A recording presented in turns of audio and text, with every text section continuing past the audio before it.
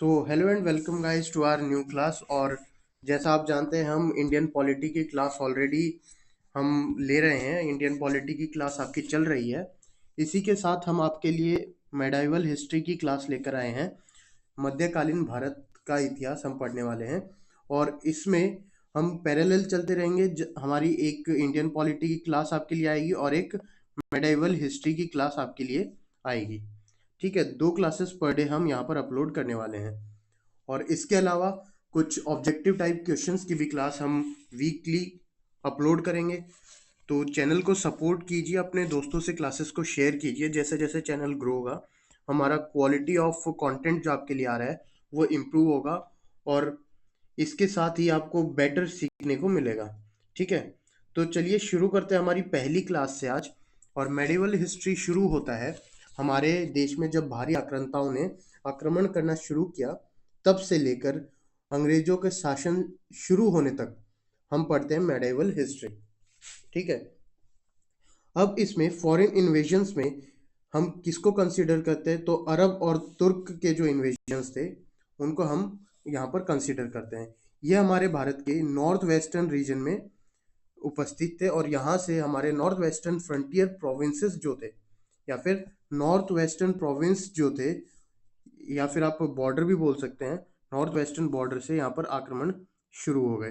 ठीक है, यहाँ से इन्वेजन शुरू हुआ और यहीं से हमारा मध्यकालीन भारत शुरू होता है। और मध्यकालीन भारत के इतिहास में पहला आक्रमण जो है, जो पहला मुस्लिम आक्रमण है, वो किया था मोहम्मद बिन कासिम ने। मोहम्मद बिन कासिम ने पहला मुस्लिम आक्रमण हमारे देश पर 711 ईस्वी में किया था और इसके बाद उसने सिंध जो प्रांत है उस पर विजय पाई थी। सिंध प्रांत पर विजय पाने के बाद इसके इसने वहाँ पर डिफीट किसको किया था, तो राजा दाहिर को यहाँ पर डिफीट करके और 711 ईस्वी में इन्होंने या फिर मोहम्मद बिन कासिम ने यहाँ पर अपनी जीत यहाँ पर दर्ज की थी और इसी के साथ इन्वेजन शुरू होते हैं। महाराजा दाहिर सिंह को, जो कि हमारे सिंध के लास्ट हिंदू रूलर माने जाते हैं, this is Hindu ruler, let's correct this, this is Hindu. Okay, तो हमारे लास्ट हिंदू रूलर जो थे राजा दाहिर सिंह, उन्हें ये हराते बैटल ऑफ रेवाड़ में या फिर हम बोल सकते हैं बैटल ऑफ अरोड़, और वहाँ पर इन्होंने सिंध कन्क्वेस्ट किया। ये उमैयद खलीफा जो एम्पायर था उसके अरब मिलिट्री कमांडर हुआ करते थे। इनके बारे में इनकी बुक है चचनामा और उसी में इनके बारे में मेंशन है, जो कि पर्शियन में ट्रांसलेट की गई थी मोहम्मद अली बिन अबू बकर कुफी के द्वारा। तो चचनामा बुक इम्पॉर्टेंट आपके लिए इसलिए हो जाती है क्योंकि इस बुक में आपको मोहम्मद बिन कासिम के इन्वेजन की जानकारी आपको मिलती है। अब he invaded India but he was defeated by Bappa Rawal. Sindh के बाद जब ये आगे बढ़े, सिंध विजय के बाद आगे बढ़े, तो वहाँ पर इन्हें दो, यहाँ पर नॉर्थन जो प्रोविंस थे उसमें या फिर नॉर्दर्न इंडिया में इन्हें 2 हार का सामना करना पड़ा और इसके अलावा एक हार का सामना करना इनको पड़ा विक्रमादित्य के द्वारा सदर्न इंडिया में। तो यहाँ पर नॉर्दर्न इंडिया में इन्हें हराया बप्पा रावल जो कि गुहिल वंश के थे और नागभट्ट जो कि गुर्जर प्रतिहार डायनेस्टी के थे। ये दोनों राजपूत रूलर थे। आप जानते हैं जब हमारा मध्यकालीन भारत शुरू होता है तो मध्यकालीन भारत की शुरुआत में राजपूतों का जो इन्फ्लुएंस था भारत की भूमि पर वो काफ़ी ज़्यादा था। दिल्ली में राज राजपूतों का था और जहाँ आप समझते हैं कि दिल्ली में अगर जिसका राज है तो उसका झंडा हमेशा ऊपर रहता है। ठीक है, क्योंकि दिल्ली पर राज करना इतना आसान नहीं होता। इसके बाद विक्रमादित्य द्वितीय जो कि चालुक्य वंश के थे, उन्होंने इसे सदर्न इंडिया में हराया। अब ये था पहला अरब आक्रमण या फिर पहला मुस्लिम आक्रमण, आप इसे कंसीडर कर सकते हैं। लेकिन पहला तुर्की जो आक्रमण हुआ था वो किया गया था महमूद ऑफ गजनी के द्वारा। महमूद ऑफ गजनी भारत आने का इसका सिंपल एक ही लक्ष्य था कि महमूद ऑफ गजनी जो था वो यहाँ से पैसे लूटना चाहता था। यहाँ पर उसके आक्रमण 17 बार हुए और 17 बार उसका एक ही लक्ष्य था कि यहाँ से वो जितना हो सके उतना पैसा लूटकर या फिर धन संपत्ति लूटकर यहाँ से जाए। इसके आक्रमण की अगर आप बात करें तो 1000 ईस्वी से 1027 ईस्वी तक इसने आक्रमण किए और इसमें टोटल 17 यहाँ पर आक्रमण किए, जिसमें सिर्फ है प्लंडरिंग रेड्स यानी कि लूटपाट करने के इरादे से इसने यहाँ पर आक्रमण किया। तो अब इसके आक्रमण जिस सीक्वेंस में है 1000 ईस्वी से लेकर 1027 ईस्वी तक, हम वो देख लेते हैं। तो पहली बात तो ये है कि जो महमूद ऑफ गजनी था उसने जिहाद के नाम पर, जिहाद के चोले में ये सब रेड्स किए थे। ये जितने भी आक्रमण थे उसने जिहाद का नाम लेकर किया था। अब इन्वेजन्स को जानने से पहले महमूद ऑफ गजनी के बारे में कुछ जान लेते हैं। इसके पिता का नाम था सुबुक्तगिन और ये पहला स्वतंत्र राजा था गजनी का। जब पहले गजनी अधीन हुआ करता था और अब इसने आज़ाद गजनी स्थापित किया। गजनी एक क्षेत्र है नॉर्थ वेस्टर्न एरिया में और इसने आज़ाद गजनी की स्थापना करी। और पहला गजनी का पहला आज़ाद रूलर कौन था? महमूद। ठीक है। इसके अलावा महमूद ऑफ गजनी से पहले किसी ने सुल्तान टाइटल जो है वो अडॉप्ट नहीं किया था। तो पहली बार सुल्तान टाइटल अडॉप्ट करने वाला या फिर सुल्तान टाइटल रखने वाला कौन था? महमूद ऑफ गजनी। ठीक है। अब इसके इन्वेजन्स की कहानी पढ़ते हैं। महमूद ऑफ गजनी ने पहला इन्वेजन किया था 1001 ईस्वी में। ठीक है। जो भारत के अंदर जो आक्रमण हुआ था 1000 से इसने आक्रमण शुरू कर दिए थे, लेकिन पहला इसने जो युद्ध लड़ा था वो था बैटल ऑफ पेशावर या फिर वाई हिंद का युद्ध जो है वो इसने लड़ा था। वाई हिंद या फिर पेशावर कहाँ है? पंजाब में है। आज के टाइम ये पाकिस्तान का जो पंजाब रीजन है उसका हिस्सा है। यहाँ पर वाई हिंद के युद्ध में ये जयपाल को हराता है और इसी के साथ जयपाल की हार के साथ यहाँ पर 1001 में महमूद ऑफ गजनी का पहला सक्सेसफुल एक्सपीडिशन भारत में होता है। यानी कि भारत में पहला सफल अभियान जो होता है गजनी का वाई हिंद के युद्ध में होता है। इसके बाद 1005 में इसने भाटिया पर इन्वेड किया और भाटिया पर लूटपाट की। इसके बाद में 1006 में मुल्तान और 1007 में भटिंडा को विजय किया। भटिंडा विजय में इसने सुखपाल को हराया। ठीक है। इसने जयपाल को कब हराया? 1001 में और सुखपाल को हराया था 1007 में। इसके बाद 1008 में ये करता है बैटल ऑफ चच और चच के युद्ध में ये आनंदपाल को हराता है। यहाँ पर कुछ आपको याद रखने वाले पॉइंट्स ये हैं कि आपको कुछ बैटल्स याद रखने हैं जो महमूद ऑफ गजनी ने यहाँ पर लड़े थे। ठीक है। तो महमूद ऑफ गजनी ने जो किया था आक्रमण, वो पहला आपको याद रखना है 1001 का वाई हिंद का या फिर पेशावर का युद्ध। दूसरा आपको यहाँ पर याद रखना है 1007 का भटिंडा का युद्ध और तीसरा आपको याद रखना है 1008 का चच का युद्ध। ठीक है। इसके बाद 1011 में इसने नगरकोट जो नाम है, नागरकोट या फिर नगरकोट आप बोल सकते हैं, वहां पर आक्रमण किया और वहां पर लूटपाट करी। इसके बाद 1014 में इसने थानेसर पर विजय प्राप्त की और 1015 में कश्मीर पर। ये सभी के सभी आप जानते हैं कि लूटपाट के इरादे से की हुई रेड्स थी या फिर हमले थे। इसके बाद 1018 में इसने मथुरा टेम्पल जो है वहां पर लूटपाट की और वहां के राजा चंद्रपाल को यहाँ पर ये मार देता है 1018 में। अब महमूद ऑफ गजनी 19 में 20 में सिर्फ प्लंडरिंग रेड्स करता है। आप जानते हैं कि 17 रेड्स हैं इसकी। अब 17 की 17 तो हमें याद नहीं रखनी। इंपॉर्टेंट हिस्ट्री जो है, हिस्ट्री पॉइंट ऑफ व्यू से या फिर एग्जाम पॉइंट ऑफ व्यू से जो इंपॉर्टेंट रेड्स हैं वो हम यहाँ पर याद करेंगे सिर्फ। ठीक है। और 17 पॉसिबल भी नहीं है आपको याद रखना, कहीं ना कहीं तो आप कंफ्यूज हो जाएंगे। तो 1021 में इसने कन्नौज पर विजय स्थापित करी और वहां के चंदेलिया राजा थे विद्याधर, उन्हें ये हराता है बुंदेलखंड पे जो राज करते थे वहां पर। ठीक है। और उनसे कन्नौज जीतता है। अब ये ग्वालियर पर हमला कब करता है? 1023 में ये ग्वालियर पर हमला कर देता है। अब आता है मोस्ट इम्पॉर्टेंट, क्योंकि महमूद ऑफ गजनी जो है वो सोमनाथ के मंदिर को लूट लेता है। ठीक है, सोमनाथ सिटी पर वो आक्रमण करता है 1026 में, और सोमनाथ के मंदिर में जितनी इसने रकम लूटी, वो सबसे, जो इसकी 17 प्लंडरिंग रेड्स थी, उनमें सबसे ज्यादा थी सोमनाथ के मंदिर से। वहां पर ये भीमदेव सोलंकी प्रथम को हराता है। ठीक है, और ये आपके लिए बहुत ही इंपॉर्टेंट हो जाता है, क्योंकि यहाँ पर इसने जो किया है वो पहले हुआ नहीं था। ठीक है, इसने भीमदेव सोलंकी को हराया, और ये आपको याद रखना है, भीमदेव सोलंकी, ये मोस्ट इंपॉर्टेंट है, एग्जाम में आता है। वो आपसे डेट पूछ सकता है, इवेंट कब हुआ था, सोमनाथ के मंदिर पर महमूद ऑफ गजनी ने कब आक्रमण किया था। तो 1026 में, 1026 ईस्वी में सोमनाथ के मंदिर पर महमूद ऑफ गजनी आक्रमण करता है और सोमनाथ मंदिर में लूटपाट करता है। इसके बाद भीमदेव सोलंकी जो थे राजा वहां पे, जो कि चालुक्य वंश के थे, उन्हें ये वहां पर हराता है। ठीक है, और इसका आखिरी आक्रमण जो है 1030 में होता है, लेकिन वो भारत नहीं था। This is due to, okay, due to malaria, यहाँ पर करेक्ट कर देते हैं,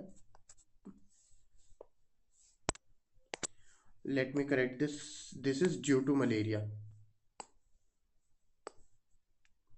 मलेरिया की वजह से इसकी मृत्यु हो जाती है 1030 में, जब ये लास्ट अपना इन्वेजन कर रहा था, तब इसकी मृत्यु हो जाती है। तो लास्ट इन्वेजन भारत में इसका कंसीडर किया जाता है 1027 तक।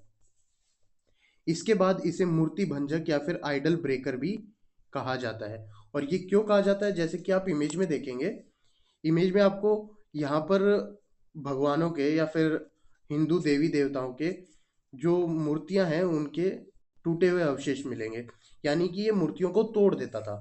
ठीक है, तो इसीलिए इसे आइडल ब्रेकर या फिर मूर्ति भंजक भी कहा जाता है, क्योंकि जो हिंदू टेम्पल्स में ये आक्रमण करता था, वहां पर ये वहां के देवी देवताओं की मूर्तियों को खंडित कर देता था। ठीक है, अब इसके बाद अगला इम्पोर्टेंट जो हमारा फॉरेन इन्वेजन है या फिर मुस्लिम इन्वेजन है, वो है मोहम्मद गौरी का। मोहम्मद गौरी, आप जैसा कि जानते हैं, घुरिड एम्पायर जो है, हमने अभी ऊपर मैप देखा था, वापस मैं आपको दिखा देता हूँ। यहाँ पर आपने देखा है घुरिड एम्पायर। ठीक है, ये इंडिया है हमारा, और ये इंडिया के नॉर्थ वेस्टर्न में घुरिड एम्पायर है। ठीक है, जो ईरान और इराक इस साइड का एरिया कवर करता है। तो आगे अगर बात करें घुरिड एम्पायर में, तो ये वहां का सुल्तान था 1173 से 1202 तक। अब यहाँ पे याद रखिए, सुल्तान टाइटल इसने भी अडॉप्ट किया है, लेकिन पहली बार सुल्तान टाइटल रखने वाला कौन है, तो वो है हमारा, सॉरी, हमारा क्या, फॉरेन इन्वेजन करने वाला महमूद ऑफ गजनी। ठीक है, इसके बाद में ही is known to establish the Muslim rule in India. Bharat में मुस्लिम राज्य की जो नींव रखता है, नींव की स्थापना करता है, वो है मोहम्मद गौरी। और ये इसका ओरिजिन जो है वो पर्शियन ओरिजिन है। इसके बाद अगर बात करें, तो फर्स्ट इन्वेजन जो है मोहम्मद गौरी का, वो 1175 में होता है। और फिलहाल की जो पाकिस्तान प्रोविंस है या फिर पाकिस्तान जो कंट्री है, उसमें एक प्रोविंस है मुल्तान, वहाँ पर एक क्षेत्र है मुल्तान। तो पहले तो ये अखंड भारत का हिस्सा हुआ करता था। ओके, तो 1175 में मोहम्मद गोरी आक्रमण करता है मुल्तान पर, और वहाँ के एक शिया रूलर जो है, आप जानते हैं मुस्लिमों में दो तरह के मतलब कास्ट, जैसे हम हिंदुओं में कास्ट होती है, यहाँ पर दो तरह के मुस्लिम पाए जाते हैं, शिया और सुन्नी। ठीक है, दो तरह के पाए जाते हैं। तो मुल्तान पे तब शासन करता था शिया रूलर, शिया रूलर था मुल्तान का, तो उसे ये हराकर 1175 में पहला इन्वेजन करता है। देन 1178 में इसे क्वीन नाइकी देवी हरा देती है। और क्वीन नाइकी देवी कौन थी, ये मूलराज द्वितीय की माता जी थी। ठीक है, मूलराज जब छोटे थे तो उनके बिहाफ पर उनकी माता जो है वो यहाँ पर शासन कर रही थी, और ये भीमदेव द्वितीय जो कि मूलराज द्वितीय के भाई थे, उनसे मदद लेकर ये इसे हरा देती है 1178 में। ठीक है, यहाँ तक मोहम्मद गौरी भारत में मतलब पूर्ण तरह से एंटर नहीं कर पाया था। लेकिन फिर जब एंटर करता है तो 1191 में होता है बैटल ऑफ तराइन। तराइन का युद्ध जो है 1191 ईस्वी में होता है, और तराइन एक जगह है हरियाणा में। और अभी के समय अगर बात करें, तराइन को तराओरी कहा जाता है, ठीक है, तराओरी। अब तराइन का पहला युद्ध होता है पृथ्वीराज चौहान और मोहम्मद गौरी के बीच। इसमें मोहम्मद गौरी को पृथ्वीराज चौहान हरा देते हैं, और पृथ्वीराज चौहान यहाँ पर विनर होते हैं और मोहम्मद गौरी यहाँ पर लूजर होते हैं, ठीक है। तो पहला तराइन का युद्ध किसके बीच हुआ? मोहम्मद गौरी और पृथ्वीराज चौहान। पृथ्वीराज चौहान तब राज करता था दिल्ली पर। चौहान वंश की स्थापना जब हुई थी, उसके बाद चौहान वंश का जब आखिरी शासक अगर बात करें, या फिर लास्ट रूलर आप बात करेंगे, तो वो पृथ्वीराज चौहान है। और पहले तराइन के युद्ध में मोहम्मद गौरी को 1191 ईस्वी में पृथ्वीराज चौहान हरा देते हैं। लेकिन मोहम्मद गौरी यहाँ पर शांत नहीं बैठता, और दूसरा तराइन का युद्ध होता है 1192 ईस्वी में।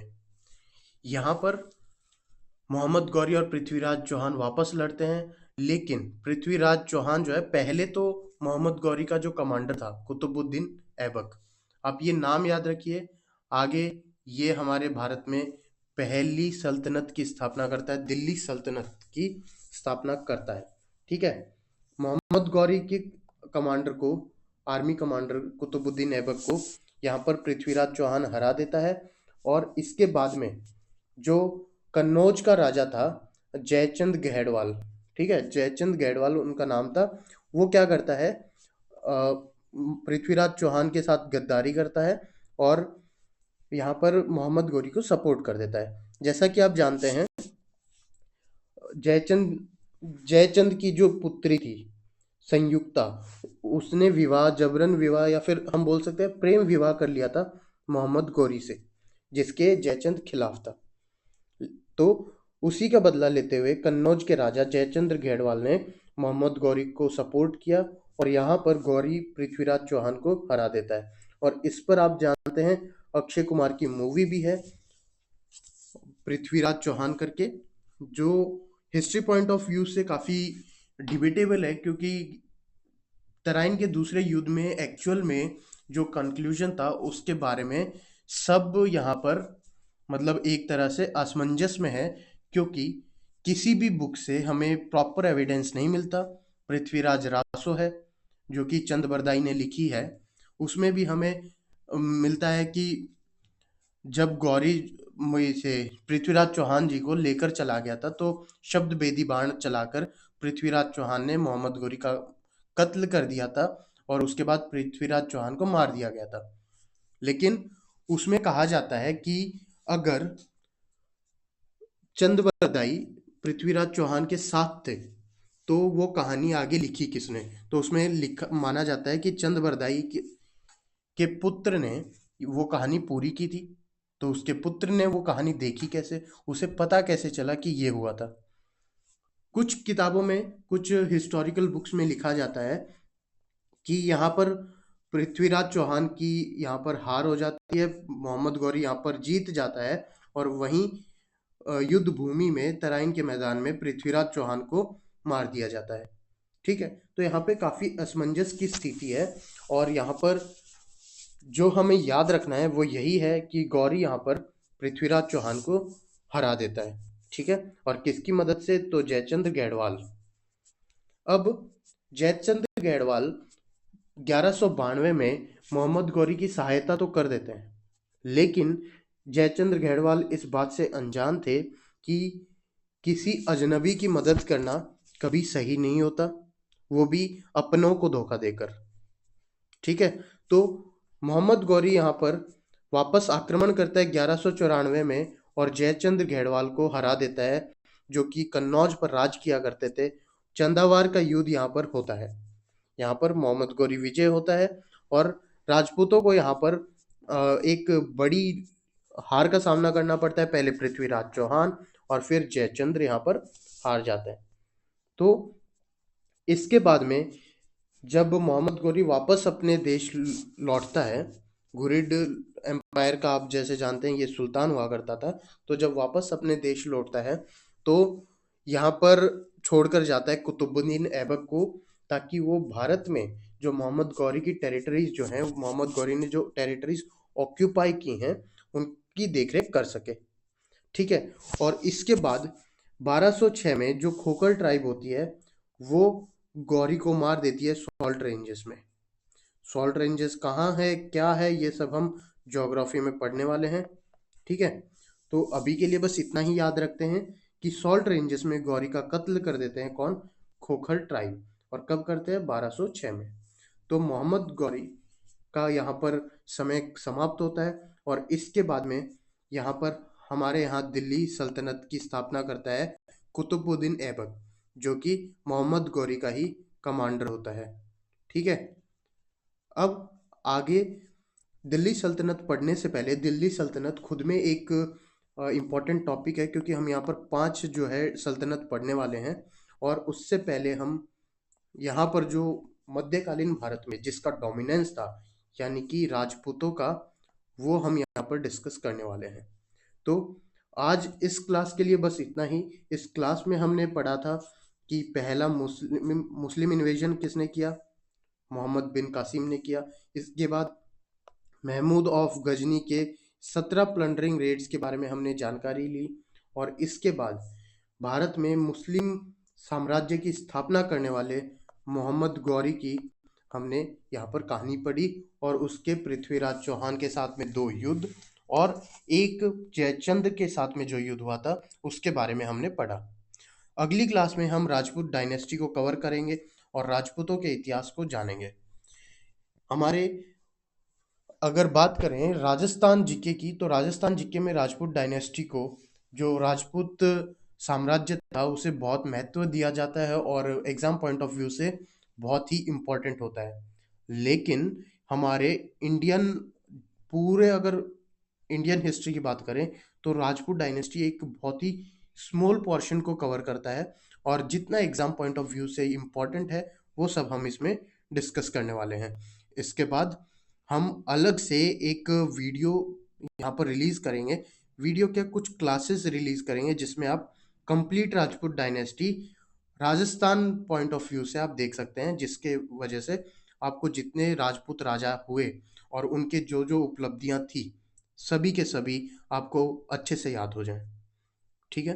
तो आज के लिए बस इतना ही, और मिलते हैं अगली क्लास में। और हम आपके लिए ऐसे कंटेंट लाते रहें, उसके लिए ज़रूरी है कि आप चैनल को सब्सक्राइब करें, वीडियो को लाइक और शेयर करें, ताकि हम ग्रो करें और आपके लिए एक बेटर कंटेंट प्रिपेयर कर सकें। सो थैंक यू एंड मिलते हैं अगली क्लास में। Bye bye.